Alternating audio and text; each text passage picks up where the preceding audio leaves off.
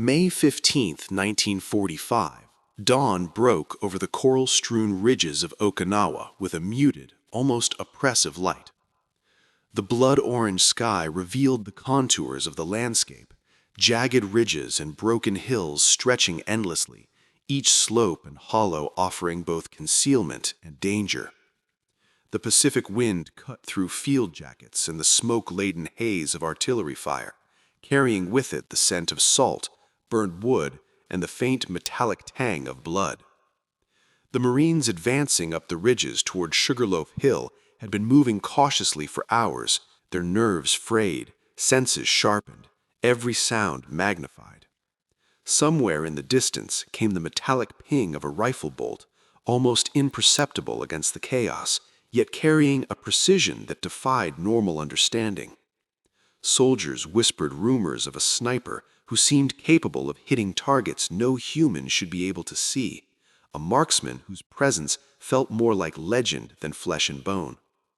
Staff Sergeant Joseph Crowfeather, a Mescalero Apache from New Mexico, had trained at Camp Pendleton, but even his instructors could not explain the uncanny awareness he displayed in combat. Born into a culture that emphasized reading the land, Crowfeather had grown up tracking elk and deer across rugged mountains where every misstep could mean starvation. His grandfather taught him that every landscape speaks if only one knows how to listen, and that lesson became a cornerstone of his survival. As the 24th Marine Corps pushed forward against Japanese defenses that had been meticulously studied and fortified over 3 years, Crowfeather moved with an almost supernatural patience, taking positions that seemed invisible and impossible. He observed wind currents and thermal patterns as if the air itself were a map. The Japanese defenders had constructed intricate networks of caves, tunnels, and reinforced bunkers, each interlocking in a manner that turned every ridge into a potential killing field. Every step forward required calculation, intuition, and an unerring sense of timing. The sniper's rifle, a modified Springfield 1903 with a Unertal 8-power scope, was standard issue in appearance, yet Crowfeather had wrapped its barrel in canvas soaked with machine oil to reduce mirage distortion. Even his ammunition bore minute scratches near the brass, markings only he could interpret, allowing him to adjust for subtle variations in powder charge and bullet weight. Observing him from a distance, fellow Marines like Danny Sullivan noted how Crowfeather could hold his position for half an hour or more, motionless, watching patterns of movement that no ordinary soldier could detect. And when he finally fired, bullets found their mark in ways that defied mechanical explanation, striking through angles and positions thought protected. By May 7th, intelligence reports and field memorandums began to document impossible shots coming from the northern approaches to Sheri Castle, noting casualties at distances exceeding 1,000 yards. Entry wounds suggested pinpoint precision from unseen angles, observations heavily redacted in later archives. These reports indicated that no friendly snipers had been deployed in the sectors where the kills occurred, leaving commanders to puzzle over a lethal phenomenon that combined human skill with environmental mastery in a manner that seemed almost preternatural. Crowfeather's abilities became a crucial element in the battle for Okinawa, a force multiplier that allowed small units to survive encounters that would otherwise have been catastrophic. The Okinawan terrain in May was as merciless as any combatant. The coral ridges rose like broken teeth, interspersed with dense patches of jungle, muddy ravines, and shattered villages that bore the scars of months of bombardment. Rain often fell in sheets, turning trails into slick, treacherous paths and limiting visibility, making every movement perilous. The Japanese defenders had mastered the art of concealment in this environment, using caves, tunnels, and reinforced positions to create interlocking fields of fire that punished even cautious advances. Every ridge, every hill became a strategic chessboard where mistakes were costly. Against this backdrop, Crowfeather's presence was almost spectral. Witnesses later recalled how he seemed to appear and disappear at will, taking positions that were invisible even to trained eyes. His understanding of wind, light, and terrain allowed him to anticipate movement across the battlefield. When a squad became pinned behind machine gun fire, or when artillery failed to dislodge enemy positions, Crowfeather's shots would arrive with unerring precision, suddenly neutralizing threats that had seemed insurmountable. Reports from platoon leaders such as Lieutenant Marcus Webb highlighted instances where entire squads were unable to advance, trapped under fire from concrete bunkers, only to witness a single round silence the nest and allow progress with minimal casualties. Reconnaissance patrols often failed to locate his firing positions, and the Japanese themselves became aware of what they termed the ghost behind the wind, leaving observation posts to record failed attempts at counter-sniping. They noted flashes from impossible angles and miscalculating locations as if the sniper could bend the natural laws of trajectory. Within these environmental pressures, Crowfeather's cultural upbringing intersected with military necessity. His skills in reading animal patterns, thermal currents, and subtle atmospheric changes provided a framework for intuitive marksmanship that transcended conventional training.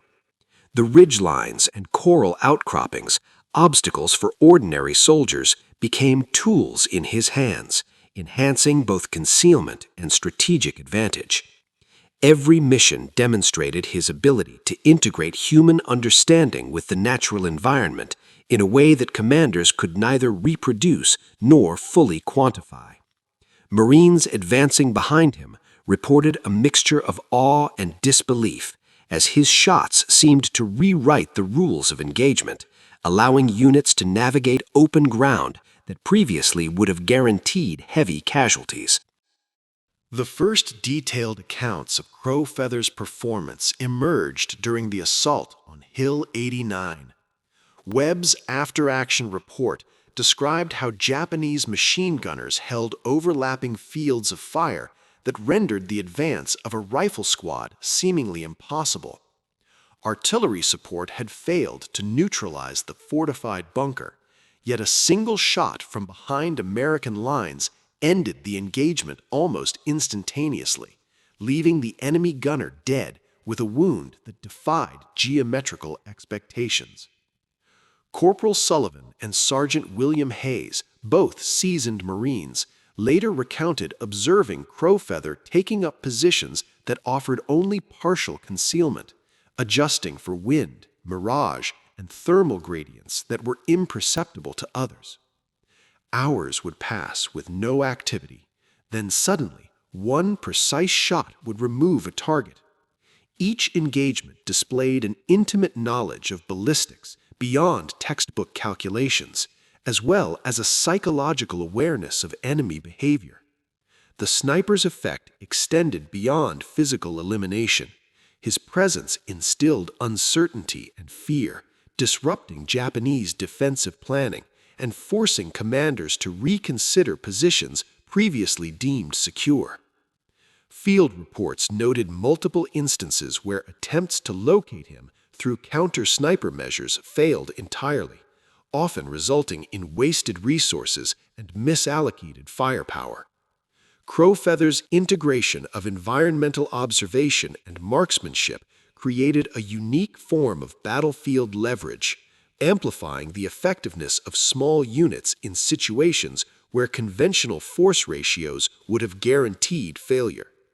In many cases, his actions directly enabled advances that saved lives and preserved operational momentum during one of the most grueling campaigns in the Pacific Theater.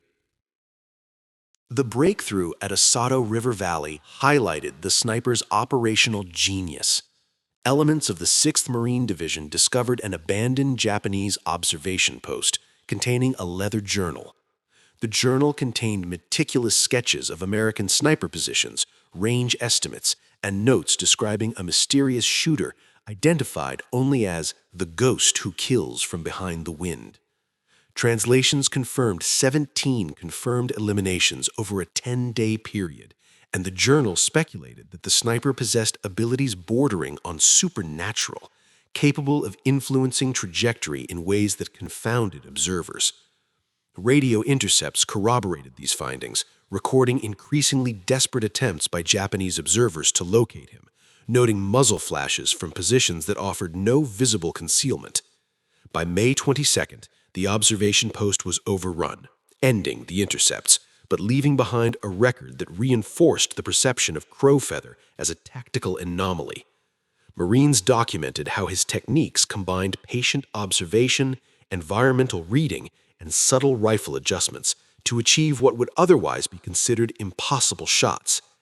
His ability to integrate natural observation with the mechanics of long-range shooting created a synthesis of skill that elevated him from marksman to tactical asset, directly impacting the course of engagements. The operational significance of these feats extended beyond individual heroics. They influenced unit cohesion, morale, and the feasibility of assaults against heavily fortified positions. Crowfeather's actions during the assault on Sheri Castle represented the culmination of his documented service. Japanese defensive positions consisted of interconnected bunkers with interlocking fields of fire that had already repelled 2 battalion-sized assaults. Artillery had failed to breach the concrete, and casualties had mounted to over 60% during previous attacks. Crowfeather volunteered for what was effectively a suicide mission to eliminate the machine gun nests that blocked the advance across 600 yards of open ground. Armed with his modified Springfield rifle and 40 rounds of ammunition, he assumed a position that offered minimal concealment and required engagement at extreme ranges exceeding 1,000 yards. Witnesses described how he held crosshairs on apparent empty air, compensating for invisible environmental factors, before delivering shots that struck targets with impossible precision. Over 47 minutes, he eliminated 11 machine gunners, 3 spotters, and 2 officers, systematically dismantling the defensive capacity of the position and opening a corridor that allowed the American forces to advance with dramatically reduced casualties. The engagement demonstrated not only technical mastery, but also psychological resilience and strategic foresight, highlighting the interplay between individual skill and operational outcome. Marines advancing behind him reported the battlefield falling silent in sequence, as if an unseen hand was removing threats with methodical efficiency, allowing the assault to succeed where previous attempts had failed. The immediate tactical result saved countless lives, while the strategic effect shortened the campaign, demonstrating the profound influence a single highly skilled marksman could exert on the wider operational environment. The final approach to Sheri Castle was a landscape of death and destruction, where every ridge, hollow, and coral outcropping concealed threats both seen and unseen.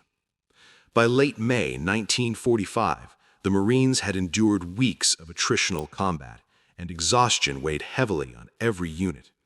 Yet, amidst the shattered terrain, Crowfeather operated with a clarity and focus that seemed impervious to the chaos surrounding him. His positioning on the ridges exploited angles and cover that ordinary soldiers could scarcely identify, allowing him to observe Japanese defensive patterns without exposing himself. Observers noted his uncanny patience, often remaining motionless for extended periods while tracking multiple enemy movements, recalculating trajectories based on wind shifts, air density, and the reflective qualities of surrounding surfaces. This mastery of environmental physics allowed him to engage targets indirectly, occasionally firing bullets that would ricochet subtly off rock faces or coral ridges to strike fortified positions from unexpected directions. Witnesses described how his shots appeared to defy conventional ballistics, entering firing ports and positions previously thought secure, yet always achieving devastating accuracy. The psychological impact on Japanese defenders was immediate. Units facing an invisible threat became increasingly cautious, misallocated their fire, and often abandoned positions prematurely, fearing the unpredictable reach of the sniper. Crowfeather's presence did more than eliminate individual targets. It reshaped the battlefield, creating an operational advantage disproportionate to his solitary numbers. The Marines, already fatigued, gained renewed confidence as small units could advance through previously lethal corridors, the silent covering fire of the Apache Sniper turning potential slaughter into calculated opportunity.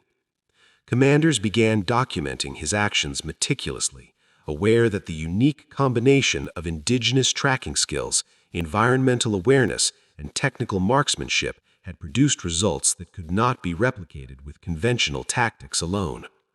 Intelligence reports noted that while the physical destruction caused by artillery and infantry was limited, Crowfeather's engagements directly influenced operational tempo, enabling maneuvers that shortened the timeline of assaults and reduced casualties dramatically. The rifle he carried remained at first glance a standard Springfield Model 1903 with an unertl scope, yet careful observation revealed modifications that were subtle but transformative. Strips of oil-soaked canvas wrapped around the barrel mitigated heat mirage over long distances, while individualized scratches on the base of each cartridge allowed him to compensate for minute inconsistencies in powder charge and bullet weight. Corporal Sullivan and Sergeant Hayes both recounted how Crowfeather treated each round as a unique instrument, calculating trajectories with a precision that combined intuition, training, and environmental reading. His methods went beyond conventional marksmanship. He considered thermal currents, humidity gradients, wind shear, and even subtle patterns of vegetation movement as factors influencing each shot. During extended engagements, he would pause for minutes, sometimes hours, observing subtle changes in light and air pressure, recalibrating his aim to account for invisible forces. Marines who witnessed him could not reconcile what they saw with the training manuals they had memorized. It seemed as though Crowfeather had unlocked a method of shooting that transcended the mechanical limitations of rifle and bullet, integrating human perception with natural laws in ways that were both terrifying and awe-inspiring. This mastery became particularly evident during the assault on the Sheri defensive line, where his observation and precision enabled him to neutralize Japanese machine gun nests that had repelled entire battalions. He positioned himself at distances exceeding 800 yards, using folds in the coral ridges for concealment while holding crosshairs on points that appeared to be empty air to the naked eye. Yet when the rifle fired, bullets would strike through firing ports or behind cover, eliminating threats that conventional doctrine considered untouchable. Witnesses consistently described the eerie silence that followed each engagement. Enemy positions fell in sequence, as though an unseen force systematically dismantled their defensive capacity. The tactical ramifications were immediate and undeniable, allowing American forces to advance with minimal casualties and reinforcing the strategic value of a single, highly skilled marksman operating at the limits of human capability. The discovery of Japanese intelligence materials further solidified Crowfeather's mythos. An abandoned observation post in the Asato River Valley contained a leather-bound journal documenting American sniper positions, range calculations, and detailed notes about a mysterious shooter operating with unprecedented precision. Translations of the text revealed accounts of 17 confirmed eliminations over a 10-day period, attributing the success to the ghost who kills from behind the wind. Radio intercepts corroborated these observations, recording desperate attempts by Japanese forward observers to locate and neutralize him, noting muzzle flashes from positions that offered no apparent concealment. These records, combined with after-action reports from Marines, provided a composite picture of a sniper whose abilities combined technical skill, environmental intuition, and psychological impact, creating a force multiplier disproportionate to his numbers. In practice, his engagements reshaped how small units approached fortified positions, demonstrating that knowledge of terrain, environmental physics, and human behavior could rival even the most sophisticated mechanical advantage. The broader implications for military strategy were significant. Crowfeather's effectiveness prompted reconsideration of training protocols, suggesting that integrating cultural knowledge and environmental literacy could enhance battlefield performance in ways previously unaccounted for in doctrine. His actions highlighted the limits of conventional tactical planning, proving that an individual operating with insight, patience, and adaptability could decisively influence operational outcomes, even in complex, heavily defended environments. Perhaps the most striking example of his capabilities occurred during the final assault of Sheri Castle.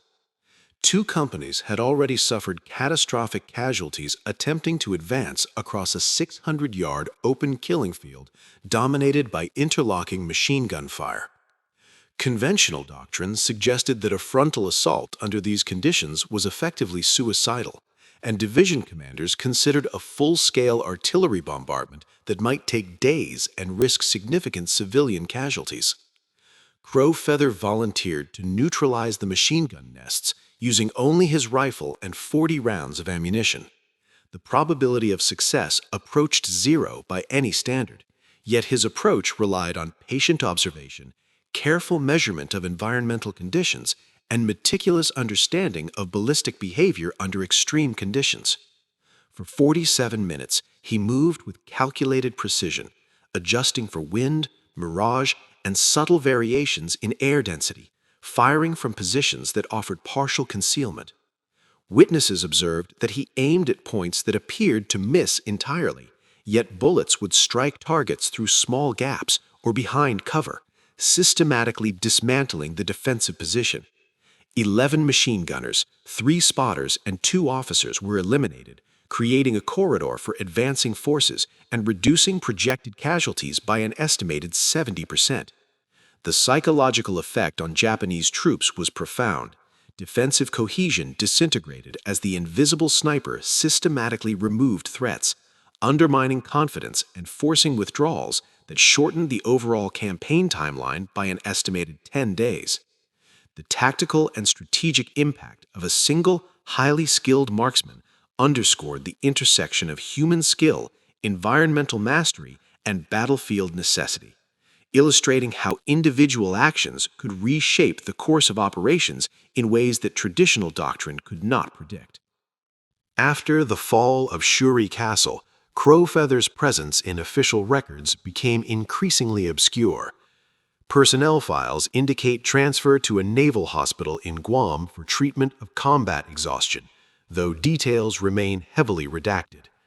No discharge papers, forwarding addresses, or definitive records of his post-war activities exist, leaving his ultimate fate shrouded in mystery. Veterans who served with him reported sporadic correspondence from locations across the American Southwest, yet no confirmations of his whereabouts or occupation were ever made. Despite this absence, the legend of the Apache Sniper persisted throughout Marine Corps units, spreading through memoirs, reunion accounts, and informal oral histories. His documented engagements during the Okinawa campaign became case studies for the influence of environmental mastery, indigenous knowledge, and advanced marksmanship on tactical outcomes. Military researchers analyzing his engagements decades later found that computer simulations and ballistic models consistently failed to replicate the trajectories of his bullets, suggesting that conventional analysis was insufficient to explain his precision. Crowfeather's techniques represented a fusion of intuition, observation, and technical skill, demonstrating that the limits of human capability could extend far beyond standard doctrine when informed by rigorous training, cultural insight, and environmental literacy. Even in the present day, the echoes of his actions, the metallic ping of bullets against coral, the sudden silence of enemy positions, remain etched into the historical record, reminding us that warfare is as much shaped by human ingenuity and understanding as by firepower alone. The mystery surrounding Crowfeather's post-assault activities only deepened the legend. Records indicate he was assigned to special duties after his evacuation to Guam, though the details remain heavily redacted and classified. Military historians speculate that he may have been involved in training reconnaissance and sniper units, utilizing his expertise in environmental awareness and indigenous tracking methodologies. These assignments, while undocumented in detail, suggest an acknowledgement by the U.S. military of skills that transcended standard marksmanship. Crowfeather's approach demonstrated a unique synthesis of cultural knowledge, practical experience, and military precision that produced outcomes beyond the reach of conventional training. His ability to intuitively read landscapes, anticipate enemy movement, and exploit natural cover offered lessons in both survival and tactical efficiency. These insights influenced doctrine, even if their direct application remained classified, highlighting the potential for individual innovation to reshape military practices. Though his physical presence disappeared from records, the operational principles he embodied continued to shape battlefield thinking and sniper training programs long after Okinawa fell. Crowfeather's mastery of intuitive ballistics remains a subject of study among military historians and technical analysts. Unlike conventional snipers who rely on charts, formulas, and direct observation, Crowfeather integrated subtle environmental cues, cultural learning, and personal experience to achieve results that standard calculations could not predict. He considered factors such as slight temperature gradients, airflow disruptions over ridges, atmospheric density changes, and reflections off uneven surfaces. Marines who observed him noted how he adjusted for these imperceptible variables in real time, effectively creating a dynamic model of the battlefield within his mind. This ability allowed him to fire rounds that struck targets behind apparent cover, over or around obstacles, and with a consistency that confounded both allies and enemies. Witness accounts describe how bullets seemed to curve, almost as if guided by some invisible hand, eliminating threats while leaving surrounding terrain intact. Such observations challenged contemporary understanding of physics and marksmanship, yet Crowfeather demonstrated these techniques under combat conditions repeatedly, proving their operational value. In addition to his technical skill, his psychological impact on Japanese forces was profound. By demonstrating an ability to strike from unseen positions, he sowed fear and uncertainty that disrupted enemy cohesion. Units became hesitant, defensive coordination faltered, and previously secure positions were abandoned in anticipation of an invisible threat. Crowfeather's presence altered the psychology of battle as much as its physical dynamics, a duality that made him invaluable to American operations during the Okinawa campaign. The tactical implications of his actions extended far beyond individual engagements.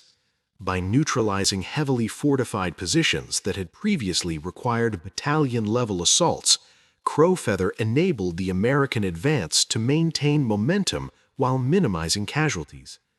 Division records indicate that his interventions at Sheri Castle and surrounding ridges shortened the campaign by an estimated 10 days, preserving hundreds of lives and allowing commanders to reallocate resources to subsequent objectives. His mastery of environmental ballistics and stealth reinforced the principle that small, highly skilled units could achieve effects disproportionate to their size, a lesson that influenced subsequent special operations doctrine. Reports from fellow Marines emphasized the extraordinary discipline and patience required for such operations. Hours of observation, calculations, and waiting under extreme conditions demanded mental resilience and unwavering focus, qualities that Crowfeather exemplified consistently. His ability to integrate natural cues with technical precision created a paradigm for intuitive marksmanship, highlighting the limits of conventional training and the potential for human adaptation to complex combat environments. Observers consistently noted that his actions were deliberate, measured, and informed by a deep understanding of terrain, weather, and human behavior, all of which combined to produce outcomes that seemed almost preternatural. The broader strategic value of these contributions underscores the importance of individual innovation within larger military campaigns, particularly when conventional methods reach their limitations. The legacy of Crowfeather's service resonates both in historical documentation and cultural memory of the Marine Corps. Veterans who served alongside him recounted stories decades later, emphasizing the impossibility of his feats while acknowledging their profound impact. Memoirs, oral histories, and reunions preserved accounts of the ghostly sniper who moved unseen across coral ridges, striking with precision that challenged the laws of physics as understood by his contemporaries.